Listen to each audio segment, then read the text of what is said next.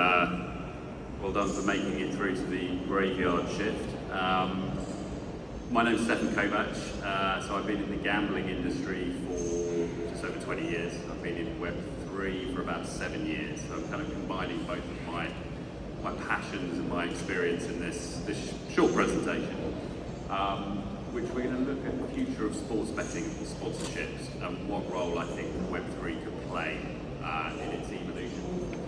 So, we all know, we've all seen the proliferation of sports betting brands plastered over every shirt, in every football league, indeed every big sport, and around stadiums. Actually started around 2002 with Betfair sponsoring Fulham. Anyone from London will know the kind of localness of that relationship. And yeah, we've seen an explosion since then. For obvious reasons, sports betting and sport go absolutely hand in hand. With the rise of in-play betting and just brand awareness, it's an obvious fit. So there is a problem though. This is the problem with the front of shirt, as I've titled it here. One is regulatory. So there's a big regulatory crackdown in terms of sports betting sponsorships. We've seen that in Italy, we've seen that here in Spain.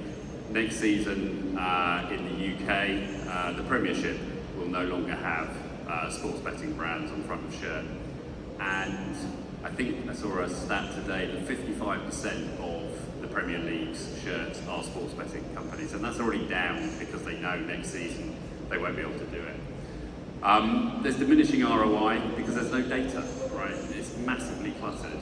But also, sports betting brands and sponsors in general don't actually know who they're talking to. They're just putting a logo out there. That maybe they get a few little tickets or merchandise that can collect a little bit of data. But really, it's a one-way kind of leap of faith that by putting the brand out there, they're going to get customers coming back. And then, last but not least, Gen Z are demanding more. They're demanding something different. They're used to being on Instagram. Whether it's they're playing FIFA, there's interaction, there's rewards, there's gamification. And so again, this one-way kind of bombardment of logos doesn't wash, doesn't perform. So kind of the old world value exchange is you have your brand, this could be any brand, but in this case it's obviously sports betting. They buy real estate from a shirt that gives them exposure, and then the fan is meant to transact. What percentage of fans actually transact? Almost impossible to tell because there's no direct relationship, there's no data there. So the new world, we believe, is the brand has to do a little bit more work. The brand actually has to try and engage the fan. And engage the fan on a number of different levels: ownership, access, influence, gamification, reward. And sport is the perfect vehicle for that because fandom in sport is like no other fandom, right? It's passed down from grandfather to father to son.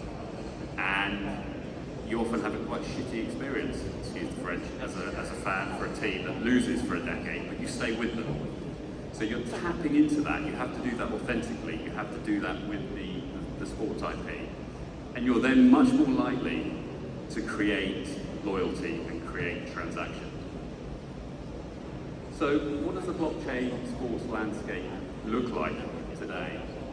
So it's still a relatively new area, but it's a burgeoning area, and there's lots of different product providers doing everything from top of funnel engagements. This could be POAPs, proof of attendance, not necessarily physically proof of attendance, but someone like Barca might know 5% of their fan base. They don't know the 95% who never come to their stadium, but are watching it on TV. But they don't have the data relationship through the TV. They don't have the data relationship in terms of the merchandise that's being sold. So there is an ability to engage with those audiences, and I'll touch on a case study in a moment with the ATP. Membership and loyalty rewards, decentralized loyalty systems, fan tokens, collectibles, fan ID based on an asset in a wallet, and the fan doesn't even need to know they've opened a wallet, but there's a fan ID. Barca, again, a great example of this. They've launched this recently. Community, again, football fans, sports fans, it's all about community. so on, so on. Gaming being another one, and the others down here. And the blockchains aren't not aware of this, right? And a lot of these products get backed by blockchains because they see sport as a mass market opportunity to bring users on chain. So the blockchains are often, co-funding a lot of these initiatives. So a couple of examples here of, real life case studies. I'm sure everybody's aware of Sorare. Sorare, basically, it's fantasy, right? But it's pretty mass. They've now got over 5 million users. They're in every major sports IP, whether that's the American IPs, every single European top tier football league. And it's really around the ownership of an asset. Simple as that, the ownership of a card and the ability to trade that card. The ATP, I've worked with the ATP for a number of years. The ATP are currently doing this actually. Because they have the Masters 1000 events, which take place approximately every 3 to 4 weeks, but they're all around the world. No one fan is going to go to every Masters 1000 event, it's impossible. But they're giving markers of fandom that you check in before the semis, the quarters and the finals, and then after the match, it reveals an asset, okay? There's a limited time window to do it, and the asset, reveals itself, it gives you access to other things, it gives you access to other content, it gives you your own trophy cabinet, if you like, to flex the fact that you are a true fan and you're engaging with the ATP and all these tour stops digitally. OKX, the crypto exchange, have a traditional sponsorship deal with Man City, sleeve deal, but they went way beyond that. They created digital IDs for fans, collectibles, community, and an immersive version of the Etihad Stadium where your digital ID as an avatar can come to life. So what could this look like for the future of sportsbook sponsorship, given now that they don't really have the opportunity to plaster logos everywhere? Well, there does need to be awareness. Even in the UK, I think sleeve sponsorship is still allowed. So there needs to be some awareness, but the proposition is different. It's about joining a digital fan club that is for that club that they love, brought to you by Sportsbook X. There's top of funnel, so things like the ATP are doing. You could be engaging your audience both in stadium, you could recognise them when they come into the stadium, but also beyond the stadium. And they're checking in and they're collecting moments of fandom that means or proof markers of fandom as they win games, as particular events happen. Fan ID and data collection. So again, this idea of having a unique fan ID, you can bring that to life through an avatar. And again, it's the ability to collect data once you have a fan with a wallet. And importantly, you can also age game. So you can be responsible in terms of the content that you're pushing that fan from a gambling perspective. Engagement and value unlock, so this is token gated perks, whether that be behind the scenes footage, digital, physical merch, etc. Integrating betting perks into that experience. And then finally, a sense of community.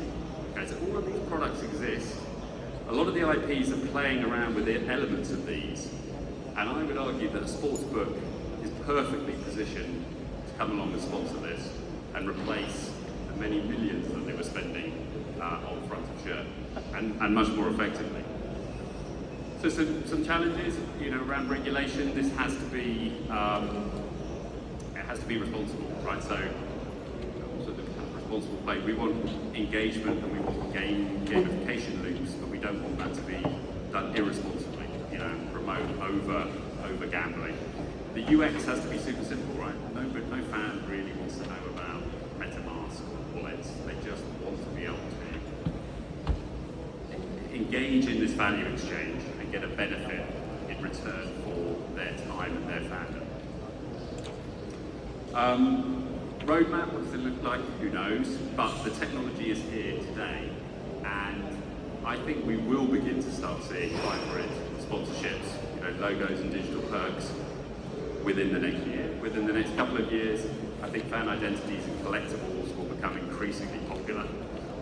Again, we're seeing that with the most progressive teams out there, PSG, Man City, Barca. And then the next 5 years, I think this will become quite a common model, a much more holistic model, and maybe not just for sports betting, because I think it will give a much better ROI for sponsors. So yeah, that's it really. It's kind of our belief as an agency, Fancentric, that now is the time to go beyond front of shirt and actually engage fans at an emotional level through the power of Web3. And that's it from me. Any questions? No? No? Okay. They are shy. They're shy. They're shy to use this Lido. But you know what is, when somebody gets everything amazingly for granted, the amazing brains, they know that they're going to catch you here and start asking you amazing questions. Thank you. It was an amazing, insightful presentation. Thank you for joining us. Guys, round of applause for Stefan. Thank you very much. Thank you, my brother.